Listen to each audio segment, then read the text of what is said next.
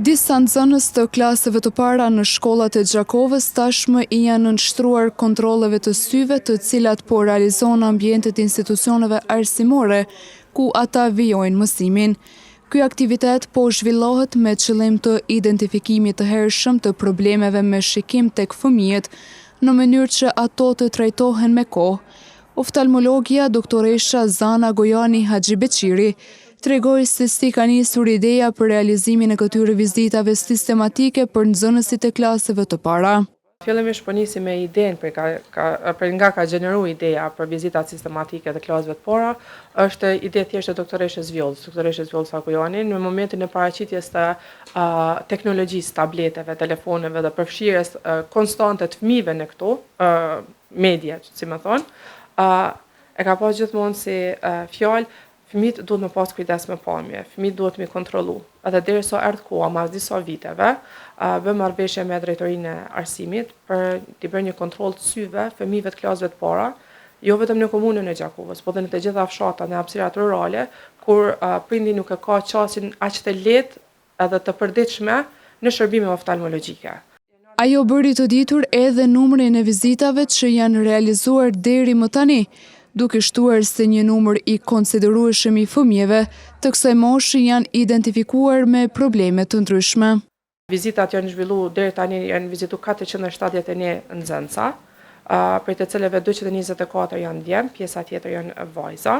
Në komunën e Gjakovës dhe në disa fshatra përret, si faza e parë e projektit, faza 2 do të vazhdoj tani. Nga gjetjet që i kemi marrë nga dhëna deri tash, rreth 40% e fëmijëve kanë pamjen në rregull, do të thonë kanë pamjen 100%, ndërsa pjesa tjetër varion, nga deri në 90%, 80%, mirë po kemi pas edhe raste ku fëmia nuk ka thjesht pamje ka pas vetëm 1 metër ose 2 metra, jo më shumë. Mes tjerash, doktoresha Gojani shpjegoi edhe procedurat gjatë kontrollit të syve tek fëmijët, duke theksuar rëndësinë e këtyre ekzaminimeve për shëndetin e tyre. Gjatë vizitave sistematike është bërë ekzaminimi i pamjes, mbretësisë së pamjes, do të thonë me tabela kryesisht me shkronjën E, pasi që klasa para nuk ka pas njohuri të forta për numra, të qarta për numrin, për konceptin e numrit.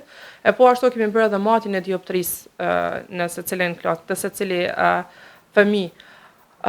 Qëllimi i këtij projekti ka qenë vetëm u pa sa është pamja, që fëmia dhe prindit njoftohet për gjendjen e pamjes së fëmijës tyre.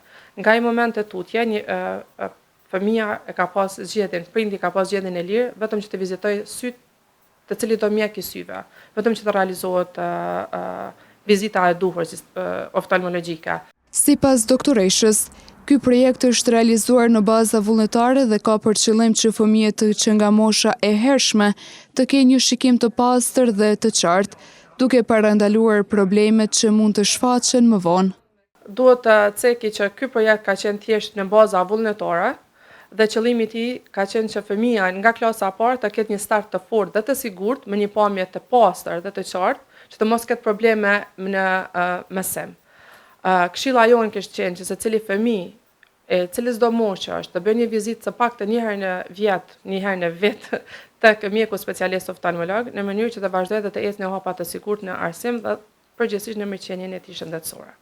Mjekët u bëjnë thirrje prindërve që t'i kushtojnë rëndësi kontrollave të rregullta të syve tek fëmijët, pasi diagnostikimi i hershëm i problemeve me shikim ndihmon në trajtim më të suksesshëm dhe në zhvillimin e shëndetshëm të tyre.